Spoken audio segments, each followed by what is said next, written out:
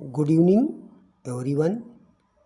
आज हम इस वीडियो में आप सभी लोगों को न्यूक्लिक अम्ल के प्रकार, डीएनए अणु तथा डीएनए अणु की रासायनिक संगठन के बारे में अध्ययन कराएंगे।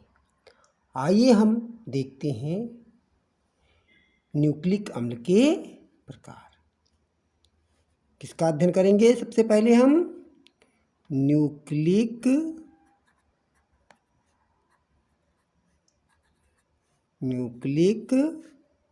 अम्ल के प्रकार।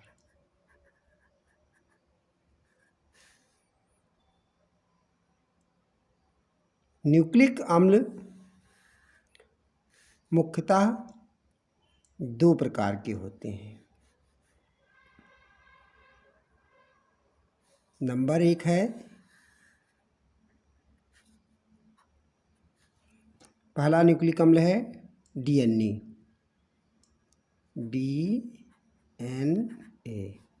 इसे हम डीऑक्सीराइबोन्यूक्लिक एसिड कहते हैं।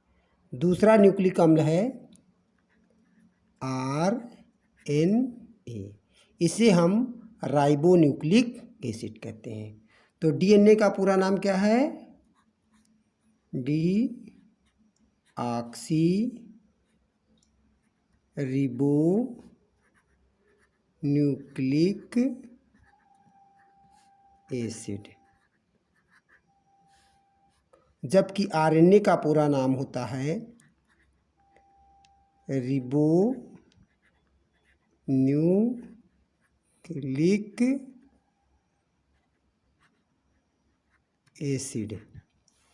तो न्यूक्लिक अम्ल में शर्करा की उपस्थिति के आधार पर न्यूक्लिक अम्ल जो है दो प्रकार के होते हैं। वह न्यूक्लिक अम्ल जिसमें डीऑक्सीराइबो शर्करा पाई जाती है उसे हम डीएनए कहते हैं, और वो न्यूक्लिक एसिड जिसमें रिबो या राइबो शर्करा पाई जाती है उसे हम आरएनए कहते हैं। तो इस प्रकार हम देखते हैं कि शर्करा की उपस्थिति के आधार पर न्यूक्लिक अम्ल कितने प्रकार के होते हैं? दो प्रकार के, एक डीएनए, दूसरा आरएनए। अब हम अध्ययन करेंगे डीएनए अणु, जिसे हम डीएनए मॉलिक्यूल कहते हैं। डीएनए अणु सबसे बड़े जैविक गुरु अणु होते हैं। जैविक गुरु अणुओं को हम बायोमाइक्रो मॉलिक्यूल भी कहते हैं। डीएनए अणु का अणुभार अर्थात मॉलिक्यूलर वेट 10⁻6 से 10⁻9 तक होता है। डीएनए अणु दो प्रकार के होते हैं। आकृति के आधार पर डीएनए अणु कितने प्रकार के होते हैं? दो प्रकार के होते हैं। पहला है वृत्ताकार डीएनए अर्थात सर्कुलर डीएनए। यह डीएनए जो है प्रोकैरियोटिक सेल में पाया जाता है। दूसरा डीएनए है रेखाकार डीएनए अर्थात लीनियर डीएनए इसे कहते हैं। क्या कहते हैं? Linear DNA. यह डीएनए यूकैरियोटिक तथा प्रोकैरियोटिक दोनों प्रकार की कोशिकाओं में पाया जाता है। अब हम इसके बाद अध्ययन करेंगे डीएनए अणु का रासायनिक संगठन अर्थात केमिकल कंपोजिशन ऑफ डीएनए।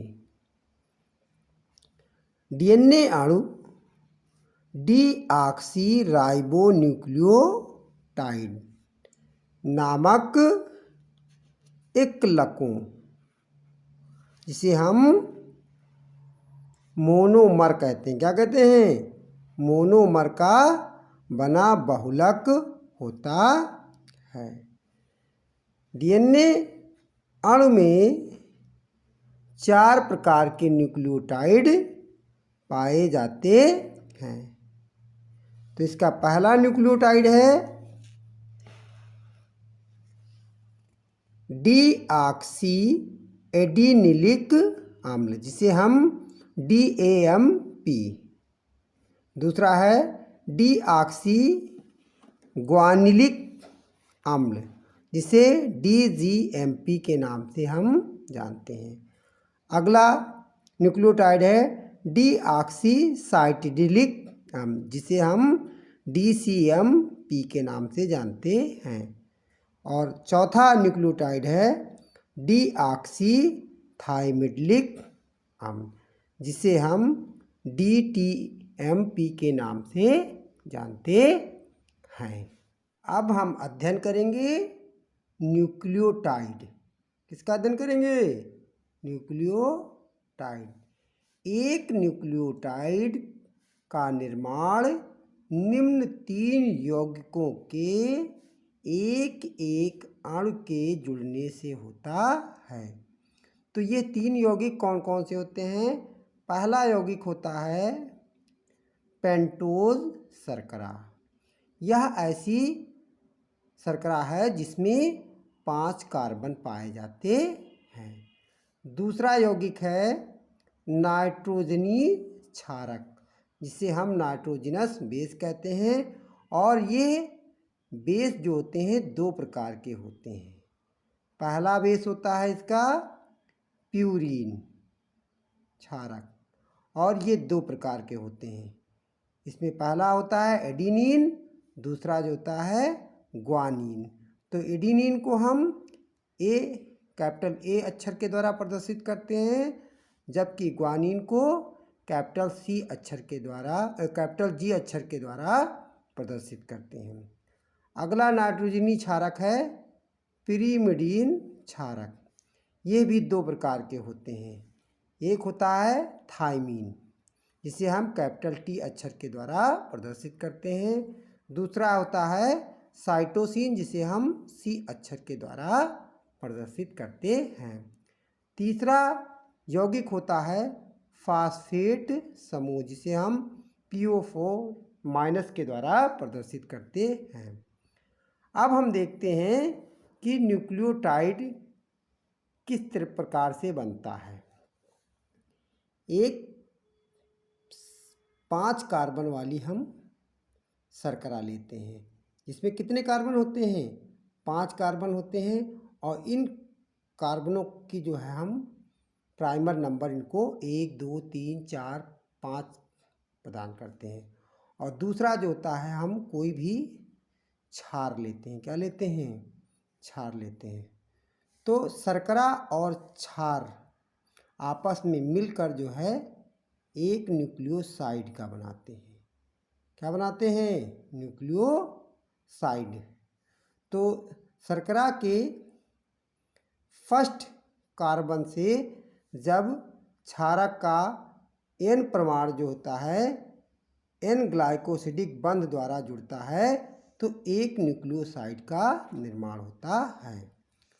तो ये न्यूक्लियोसाइड जो होते हैं 4 प्रकार के होते हैं। कितने प्रकार के होते हैं? 4 प्रकार के होते हैं। पहला न्यूक्लियोसाइड होता है डीऑक्सी एडिनोसिन। अगला होता है डीऑक्सी ग्वानोसिन। अगला होता है डीऑक्सी थाइमिडीन। और अंतिम न्यूक्लियोसाइड होता है डीऑक्सी साइटिडीन। अब यह न्यूक्लियोसाइड इस न्यूक्लियोसाइड का जब शर्करा का 5वां कार्बन परमाणु फास्फेट समूह द्वारा जुड़ता है, तो जो है एक न्यूक्लियोटाइड का निर्माण होता है। जब इस न्यूक्लियोसाइड का जो है शर्करा का कार्बन 5 परमाणु जो है फास्फेट समूह से जुड़ता है, तो क्या बनता है? न्यूक्लियोटाइड। और ये न्यूक्लियोटाइड जो होते हैं वो 4 प्रकार के होते हैं। कितने प्रकार के होते हैं? 4 प्रकार के होते हैं। जैसे पहला न्यूक्लियोसाइड होता है डीऑक्सी एडिनिलिक अम्ल, जिसे DAMP के नाम से जानते हैं। दूसरा होता है डीऑक्सी ग्वानिलिक अम्ल होता है, जिसे हम DGMP के नाम से जानते हैं। और अगला जो है न्यूक्लियोटाइड होता है डीऑक्सी साइटिडिलिक अम्ल, जिसे हम DCMP के नाम से जानते हैं। और चौथा न्यूक्लियोटाइड होता है डीऑक्सी थाइमिडिलिक अम्ल, जिसे हम DTMP के नाम से जानते हैं। अब यहाँ पर जो है हम एक रासायनिक संरचना द्वारा एक न्यूक्लियोटाइड की संरचना का अध्ययन करते हैं। देखिए यहाँ पर जो है ये जो चित्र बना हुआ है, ये चित्र जो है 5 कार्बन शर्करा का है। तो यहाँ पर जो है इसके कार्बनों को क्या करते हैं, हम जो है नंबर प्रदान करते हैं। तो पहला कार्बन यहाँ पर होता है, दूसरा यहाँ, तीसरा यहाँ, चौथा और ये फिर पांचवा। तो जब इसका इस 5 कार्बन शर्करा का जो है एक कार्बन परमाणु जो होता है किसी भी क्षारक के नाइट्रोजन से जुड़ करके जो है एन ग्लाइकोसिडिक बांध के द्वारा जुड़ता है, तो इससे जो है एक न्यूक्लियोसाइड का निर्माण होता है। अब न्यूक्लियोसाइड बनने के बाद जब इस 5 कार्बन वाली शर्करा का 5वां कार्बन परमाणु जो होता है फास्फेट समूह के साथ 5 फास्फो एस्टर बांध के द्वारा जुड़ता है, तो एक जो है न्यूक्लियोटाइड का निर्माण होता है। तो यहाँ पर बेस जो है एडिनिन है, इसलिए ये जो है DAMP न्यूक्लियोटाइड है। कौन सा है, DAMP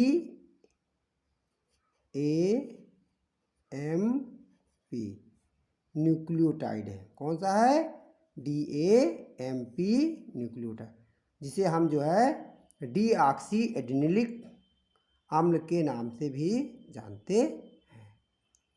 तो इस वीडियो में हमने DNA अणु और DNA अणु के रासायनिक संगठन तथा न्यूक्लियोटाइड और न्यूक्लियोसाइड की संरचना का अध्ययन किया।